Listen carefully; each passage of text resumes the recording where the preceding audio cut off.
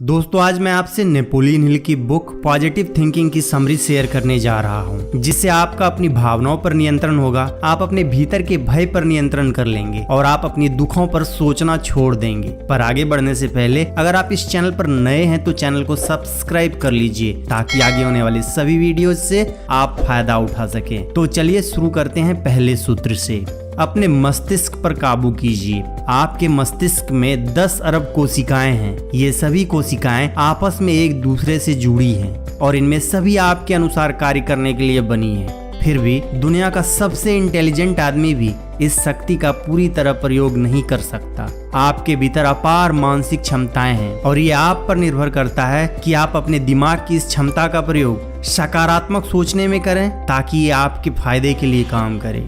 आइए इसे एक एग्जाम्पल से समझते हैं। नौकायन यानी कि सेलिंग के क्षेत्र में दी जाने वाली दुनिया की सबसे प्रेस्टिजियस ट्रॉफी को अमेरिका का कप कहा जाता है, क्योंकि इसे 138 वर्षों तक अमेरिका टीम ने जीता था। 1983 में ऑस्ट्रेलिया ने इस कप को जीता, लेकिन 4 साल के बाद अमेरिकी कप को वापस अमेरिका ले गया। यह करने के लिए अमेरिकी कोच कोनर को विपरीत परिस्थितियों पर विजय प्राप्त करनी पड़ी। कोनर की उपलब्धियों के केंद्र में जो था, जिसे उसने संकल्प के प्रति संकल्प का नाम दिया, यानी कि लक्ष्य के प्रति पूर्ण समर्पण। कोनर ने कहा, एक बार जब आप संकल्प कर लेते हैं तो आपका पूरा ध्यान एक ही काम पर केंद्रित होता है। इसलिए दोस्तों अपने संकल्प के प्रति संकल्प को आज ही अपने पॉजिटिव मेंटल एटीट्यूड के विकास के लिए प्रयोग कीजिए। इससे आप किसी भी लक्ष्य को अचीव कर सकते हैं। नेक्स्ट, अपने दिमाग को उन चीजों पर फोकस करें जो आपको चाहिए और उन चीजों से दूर जो आपको नहीं चाहिए।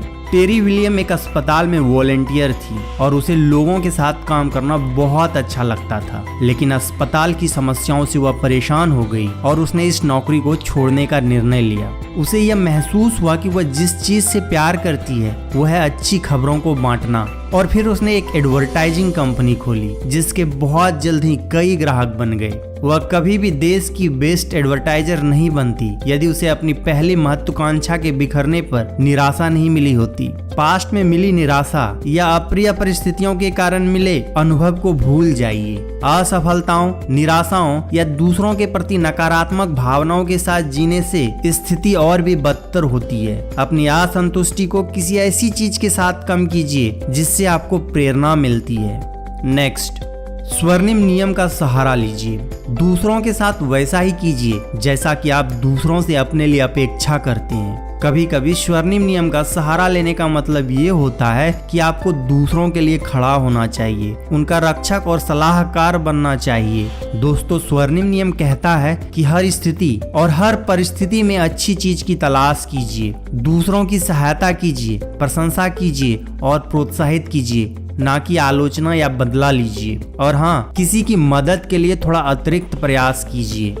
नेक्स्ट, आत्म परीक्षण करके सभी निगेटिव विचारों को निकालिए। कुछ लोगों को तब तक इस बात का पता नहीं चलता कि वे नकारात्मक ढंग से सोचते हैं जब तक वे अपने विचारों और प्रक्रियाओं को जांचने का सजग प्रयास नहीं करते। आत्म मूल्यांकन की प्रक्रिया सरल है, बस आप अपने से पूछिए क्या यह सकारात्मक है या नकारात्मक। जब आप अपने मस्तिष्क पर नियंत्रण प्राप्त करने और अपनी कल्पना शक्ति के बल पर इसे अपनी मनचाही दिशा में मोड़ने में असफल हो जाते हैं तो इस बात की बहुत संभावना है कि प्रतिक्रियाएं नकारात्मक होगी, ना कि सकारात्मक। आइए इसे एग्जाम्पल से समझते हैं। डॉक्टर बार्टिस बेरी एक हास्य अभिनेत्री और गायक हैं। वो अपने परिवार में कॉलेज जाने वाली पहली सदस्य थी, इसलिए जब उन्होंने डिग्री प्राप्त की तो उनकी अपेक्षा थी कि उनके सभी संबंधी वहां आए। जब उसे मालूम हुआ कि उसके परिवार का कोई भी सदस्य नहीं आ रहा है तो उसने निर्णय किया कि वह दीक्षांत समारोह में हिस्सा नहीं लेगी, लेकिन उसके प्रोफेसर ने उसे समझाया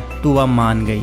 जब उसने ये देखा कि उसे 2 बार के नोबेल पुरस्कार विजेता के हाथों विश्वविद्यालय के सबसे प्रमुख विद्यार्थी की उपाधि मिली तो वह अचंभित रह गई। वो एक अद्भुत सम्मान लगभग खो चुकी थी क्योंकि उसका अहंकार आहत हुआ था, लेकिन उसने उस पर विजय प्राप्त कर ली और स्थिरता के साथ सफलता की सीढ़ियां चढ़ी। दोस्तों आपके मस्तिष्क में उभरने वाले नकारात्मक विचार आपके पास्ट का नतीजा होता है, इसलिए उनका सामना सकारात्मक विचारों के साथ शीघ्र और प्रबलता के साथ कीजिए। नेक्स्ट, खुश रहिए, दूसरों को भी खुश रखिए। खुश रहने के लिए खुशी का प्रदर्शन कीजिए। आप नए विचारों के लिए नए ढंग से काम कर सकते हैं। उत्साही बनिए, उत्साह का प्रदर्शन कीजिए। खुद पर और समस्त संसार पर हंसिए। आपको यदि चिंता करनी है तो सकारात्मक ढंग से चिंता कीजिए। अपनी सबसे ज्यादा बिकने वाली किताब साइको साइबरनेटिक्स में डॉक्टर मैक्सवेल ने रचनात्मक रूप से चिंता करने के लिए बताया है। वह कहते हैं कि चिंता करना यह सोचना है क्या गलत हो सकता है, और इसका समाधान यह है कि जागरूक रूप से यह सोचना कि क्या सही हो सकता है। नेक्स्ट, सहनशीलता की आदत डालिए। लोगों के प्रति खुला मन रखिए। लोग जैसे हैं उन्हें उसी रूप में स्वीकार करने की कोशिश कीजिए, न कि यह अपेक्षा रखिए कि वे वैसे हो जाएं जैसा आप चाहते हैं। आइए इसे एक सच्ची कहानी से समझते हैं। न्यू इंग्लैंड उच्च विद्यालय का एक छात्र था जो उच्च कोटि का जिम्नास्ट भी था। वह चैंपियनशिप मीटिंग के लिए जा रहा था। जैसे ही वह एक पुल के ऊपर पहुंचा, उसने पुल की रेलिंग में दरार देखी। वह रुक गया और नीचे नदी में एक ट्रक को गिरा हुआ देखा। दुर्घटना उसी समय हुई थी। ट्रक अब भी डूब ही रहा था और ट्रक ड्राइवर उसे बाहर निकलने की कोशिश कर रहा था। वे छात्र नीचे उफनती नदी में कूद पड़ा। घबराया हुआ ट्रक ड्राइवर ने खिड़की का शीशा नीचे किया और उस युवक ने अपने वर्षों के प्रशिक्षण और अभ्यास के कारण ट्रक ड्राइवर को ट्रक से बाहर निकाला और तैर कर उसे नदी के किनारे पर लाया और इस तरह ट्रक ड्राइवर की जान बचाई। वह जिम्नास्ट उस रात उस राज्य स्तरीय मीटिंग में भाग नहीं ले पाया, लेकिन इससे कोई फर्क नहीं पड़ा क्योंकि स्कूल अधिकारियों ने पहले ही प्रतियोगिता में उसके प्रवेश को प्रतिबंधित कर रखा था क्योंकि उसके बाल लंबे थे। इसलिए कहने का मतलब ये है कि किसी व्यक्ति के चरित्र का आकलन उसके बालों की लंबाई से मत कीजिए। दया भाव से आपके और दूसरे के मन में भी पॉजिटिव मेंटल एटीट्यूड का विकास होता है। खुश रहने के लिए दूसरों को खुश रखिए। नेक्स्ट, प्रार्थना की शक्ति का प्रयोग कीजिए। हो सकता है कि ईश्वर के अस्तित्व के प्रति आप अनिश्चित होंगे, या हो सकता है कि आपको यह विश्वास भी हो कि उसका कोई अस्तित्व ही नहीं है, लेकिन आपको प्रार्थना की शक्ति में विश्वास दिलाने के लिए कुछ प्रयोग करने होंगे। एपिस्कोपल के पुजारी सैम शूमेकर ने 1950 में एक योजना शुरू की जिसे अब पीटर्सबर्ग प्रयोग के नाम से जाना जाता है। वह और व्यापारियों का एक ग्रुप नियमित रूप से मिलते थे। कुछ लोगों को तो ईश्वर की सत्ता में, जबकि कुछ लोगों के ईश्वर के अस्तित्व में निश्चित रूप से विश्वास नहीं था। शूमेकर ने उनको अपने साथ 30 दिन तक एक प्रयोग में शामिल होने को कहा ताकि इस पूरे प्रश्न का उत्तर ढूंढा जाए कि ईश्वर का अस्तित्व है भी कि नहीं। उन्होंने उन सभी व्यक्तियों को अपने दिन की शुरुआत इस प्रार्थना से करने को कहा, हे ईश्वर, मैं आपको नमन करता हूँ। आज आप मेरे लिए क्या लाए हैं, मैं उसका एक हिस्सा बनना चाहता हूँ। फिर शूमेकर ने उन सभी व्यक्तियों से कहा वे उस दिन अपने जीवन से जुड़ी घटित होने वाली घटनाओं पर नजर रखें, खुले मन से इस संभावना को देखें कि उसके जीवन में ईश्वर के अस्तित्व का प्रमाण जरूर मिलेगा। 30 दिन के इस प्रयोग के बाद उनमें से सभी के पास उन्हें बताने के लिए पॉजिटिव रिजल्ट थे। उनमें से हर एक व्यक्ति को यह एहसास हो गया कि उन लोगों को अपने जीवन में ईश्वर के होने का प्रमाण मिला। तो दोस्तों, आप भी पीटर्सबर्ग प्रयोग करके देखिए,